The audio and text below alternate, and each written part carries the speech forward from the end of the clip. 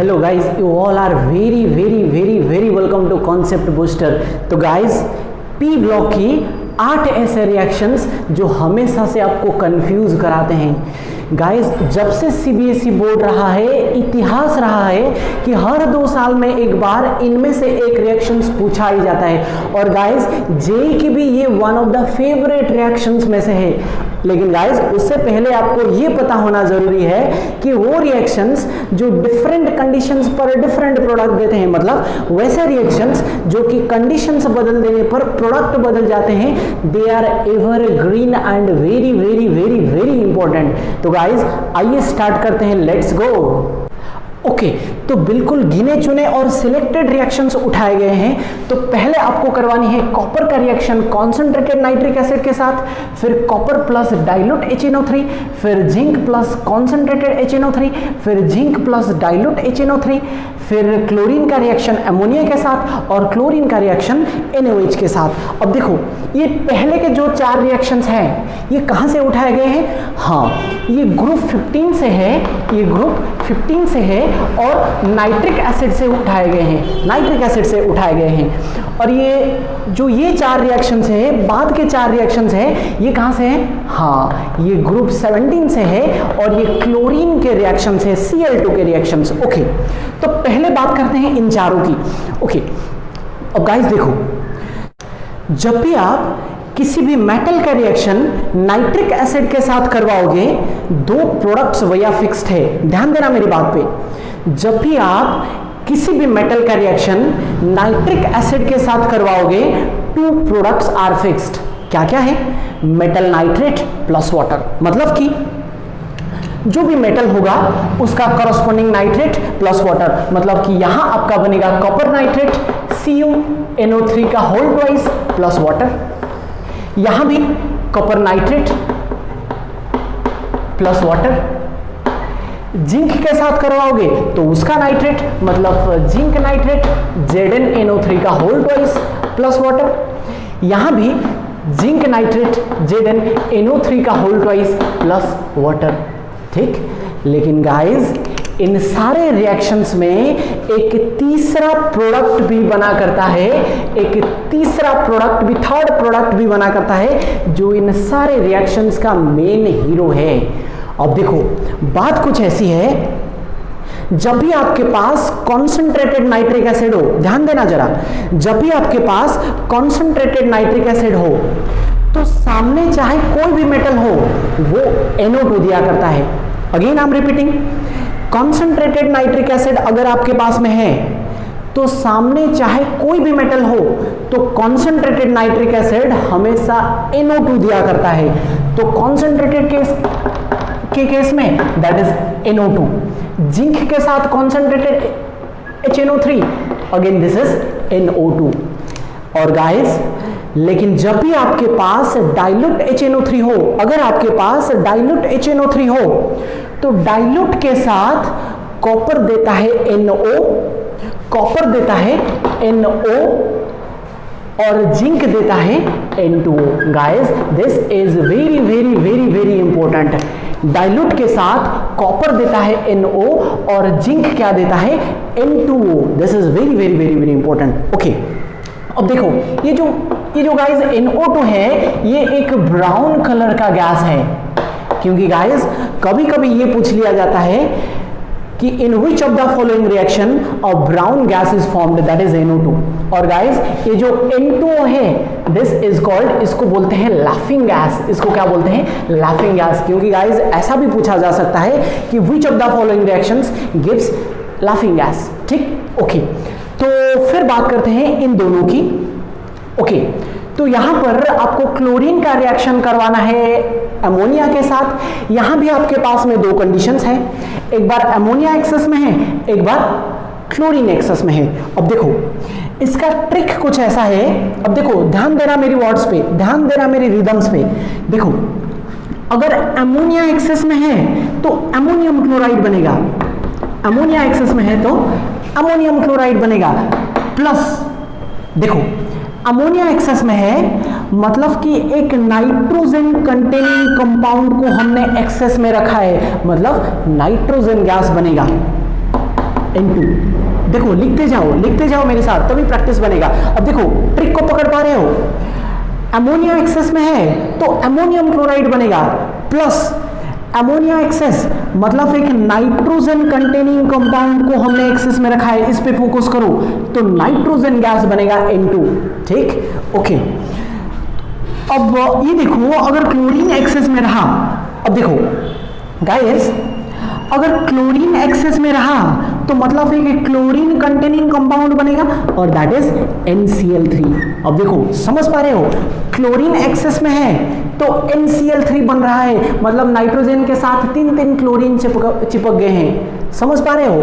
Plus देखो chlorine excess में है मतलब एक क्लोरीन का ही दूसरा कंपाउंड बनेगा, दैट इज HCl। गाइस समझ पा रहे हो, क्लोरीन एक्सेस में है मतलब NCl3 बनेगा, क्लोरीन कंटेनिंग कंपाउंड।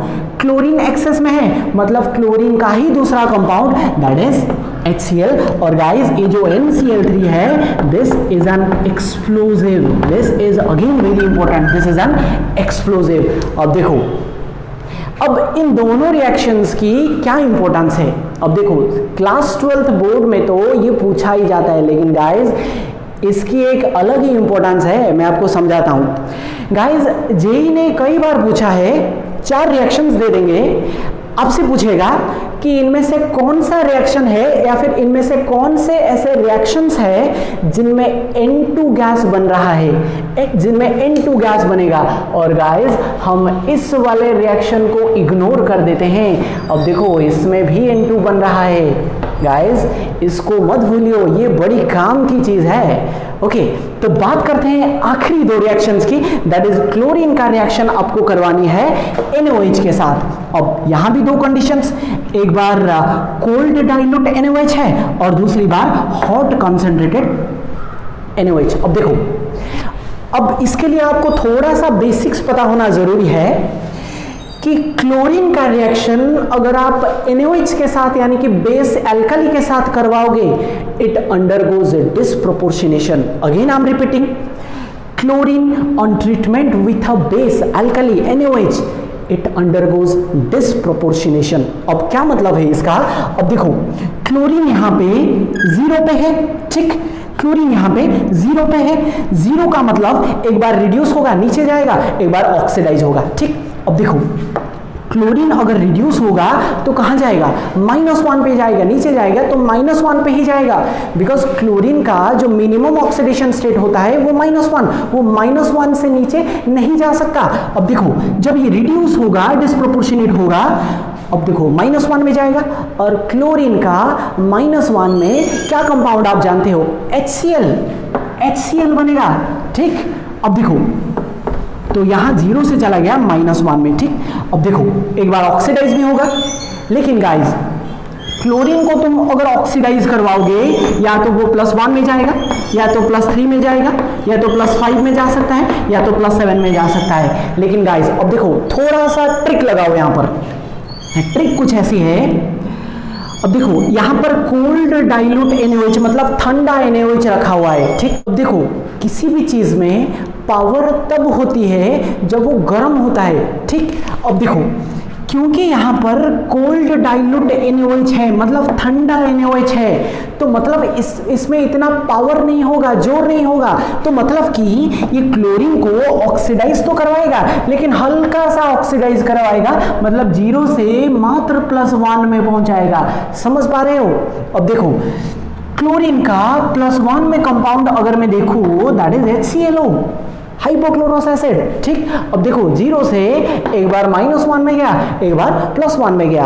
अब देखो एक और चीज, दीज आर एसिड्स, प्रोडक्ट मिल रहा है एसिड और सामने पड़ा हुआ है बेस, तो एसिड और बेस क्या ये आमने सामने एग्जिस्ट कर पाएंगे, नहीं कर पाएंगे। तो होगा बेटा ये एसिड इस बेस के साथ रिएक्ट करके अपना सॉल्ट बना लेगा, मतलब कि ये HCl इसके साथ रिएक्ट करके NaCl फॉर्म कर लेगा, मतलब ये जो हाइड्रोजन है ये सोडियम के साथ रिप्लेस हो जाएगा, और ये भी इसके साथ रिएक्ट करके ये वाला जो हाइड्रोजन था ये सोडियम के साथ रिप्लेस हो जाएगा, मतलब NaClO। तो मतलब कि these are the final products, और यहाँ पर पानी वानी भी बाहर निकलता है, लेकिन these are the main products जिस पे अपने को फोकस करनी है। ठीक, अब देखो, अब नीचे देखो, यहां पर क्लोरीन का रिएक्शन करवाना है हॉट कंसंट्रेटेड के साथ। अब देखो, मैंने अभी अभी कहा क्लोरीन का रिएक्शन NaOH यानी कि बेस के साथ करवाओगे तो इट अंडरगोज डिस्प्रोपोर्शनेशन। तो मतलब कि 0 से एक बार नीचे जाएगा तो -1 पे ही जाएगा, और क्लोरीन का -1 पे कंपाउंड दैट इज HCl -1 पे प्लस। अभी देखो ये NaOH कैसा है, दिस इज हॉट कंसंट्रेटेड, मतलब गर्म NaOH। अब देखो, क्योंकि ये हॉट है, गर्म है, मतलब इसमें पावर ज्यादा है, समझ पा रहे हो, इसमें पावर ज्यादा है। तो मतलब कि ये क्लोरीन को हायर ऑक्सीडेशन स्टेट तक पहुंचा देगा, मतलब +7 तक नहीं पहुंचाएगा, +5 तक ही पहुंचाएगा। कहां तक? +5 में ऑक्सीडाइज करेगा। अगर क्लोरीन, और देखो अगर क्लोरीन का मैं +5 में कंपाउंड देखो, if I am not wrong, this is HClO3 chloric acid. ठीक, तो 0 से एक बार -1 पे गया, एक बार +5 में गया। क्यों? क्योंकि यहां पर हॉट कंसंट्रेटेड NaOH था, गर्म था, पावर था, तो ये सीधा +5 में ऑक्सीडाइज कर दिया। और यहां क्योंकि ठंडा था तो हल्का सा मात्र +1 में ही ऑक्सीडाइज कर पाया। अब देखो, ये भी एसिड्स हैं, सामने पड़ा हुआ है बेस, तो ये भी आपस में रिएक्ट करके अपना सॉल्ट बना लेंगे, मतलब ये बना लेगा NaCl और ये आपका बना लेगा, इसको सोडियम के साथ रिप्लेस कर दो, दैट इज NaClO3। ठीक, और यहां भी पानी वानी भी निकला करता है। ठीक, ओके।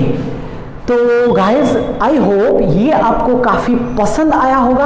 अगर पसंद आया है तो गाइस शेयर करो, इसको जल्दी से शेयर कर दो अभी के अभी। तो गाइस मिलते हैं अगले क्लास में, तब तक take care, bye bye, have a nice day.